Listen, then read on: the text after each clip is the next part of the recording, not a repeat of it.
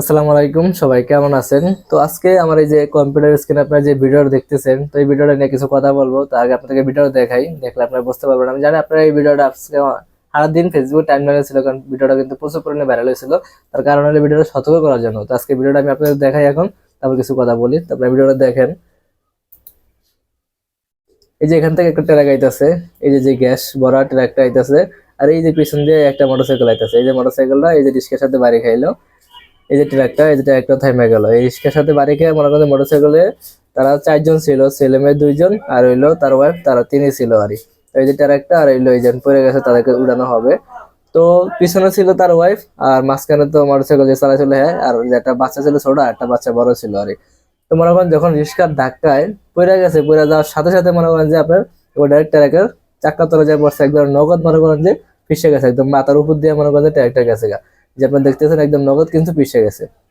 তো এই বিষয়টা আজকে সারাদিন এই ভিডিওটা ভাইরাল ছিল, তার কারণ হলো এটা সতর্ক বাধ্যতামূলক। কারণ আমরা আমরা যারা মোটরসাইকেল আমরা যারা মোটরসাইকেল চালাই, তারা কিন্তু খুব তাড়াহুড়ো করে মোটরসাইকেল চালাই। কারণ হইলো আমরা চিপা চাপা দেওয়া যেমনি মনে করেন ওমরের জায়গা। তার কারণ হইলো এই যে ভিডিওটা ভাইরাল ছিল কি কারণে, কারণ এই ভিডিওটা বোঝানোর জন্য এটা ভাইরাল হয়েছিল, যে এই যে রিস্কার সাথে বাড়ি খাইছে, যদি সে মোটরসাইকেল ওয়ালা যদি চিপা দিয়ে না ঢুকতো, তাহলে রিস্কার সাথে বাড়িও খাইতো না, আর এইভাবে পরে আজকে জীবনও যাইতো না। এই যে তার ওয়াইফের জীবন আজকে গেল গা। তার এই যে ছোট ছোট দুটা বাচ্চা আছে, দুটা বাচ্চা জানো না যে আজকে কি হয়ে গেছে। তার মাকে যে তারা হারিয়েছে তারা বুঝতে পারতেছে না, কারণ তারা এখনো ছোট। তার একটা 2 বছরের ছেলে হবে অথবা মেয়ে হবে, আর একটা হলো 3-4 বছরের হবে, আর মানে 5 বছরের মধ্যে হবে। তো তারা কিন্তু জানাও না যে তাদের সাথে আজকে কি ঘটে গেল, তারা কি হারাইলো। সামান্য একটু ভুলের কারণে কিন্তু একটা প্রাণ চলে গেল। যদি সে একটু ধীরে সুস্থে যাইতো অথবা অটোটা যাইতো গা, যার পরে সে যাইতো, তাহলে কিন্তু এই ঘটনা আজকে ঘটতো না। সেও চাইছে 2 কেজি চিপা দিয়া রিস্কার সাথে বাড়ি খায় মনে করেন যে পড়ে গেছে, কাটতে পুরা যাওয়ার সাথে সাথে মনে করেন যে ট্রাক্টর পিছন দিয়ে আইসা বসে, আইসা নগদ ট্রাক্টর তার মাথার উপর দিয়ে কিন্তু নগদ চলে গেছে।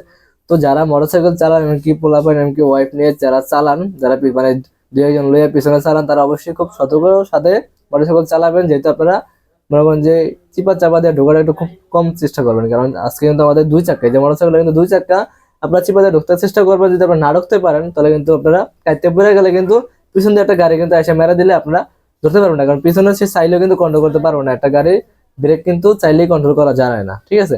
তো আপনারা যারা মোটরসাইকেল চালান, তারা অবশ্যই একটু সতর্ক হয়ে মোটরসাইকেল চালাবেন। এরকম রিস্ক নিয়ে কিন্তু আপনার মোটরসাইকেল চালাবেন না, কারণ এটা মারাত্মক একটা রিস্ক। আপনার চিপা চাপা দিয়ে চাইলে কিন্তু ঢুকবেন না, কারণ এটা আপনারা একটু 19 দেখা যায় আপনি সতর্ক আছেন, কিন্তু আপনার পাশের জন কিন্তু সতর্ক নাই। তাই অবশ্যই সবাই মোটরসাইকেল চালাবেন সতর্ক হয়ে। কারণ দেখেন, একটা একটা জীবন হারালে মানে সারা জীবনের কান্না। এই যে 2টা ছেলে এতিম হয়ে গেল, কার কারণে? তার বাপের কারণে। কিন্তু তারা জানাও না, তারা কিছু বুঝেও না কিছু। তার বাপে যদি সতর্ক চালাইতো, তার আজকে এই ঘটনাটা ঘটতো না। তো গাইস, সবাই ভালো থাকবেন। সালাম আলাইকুম।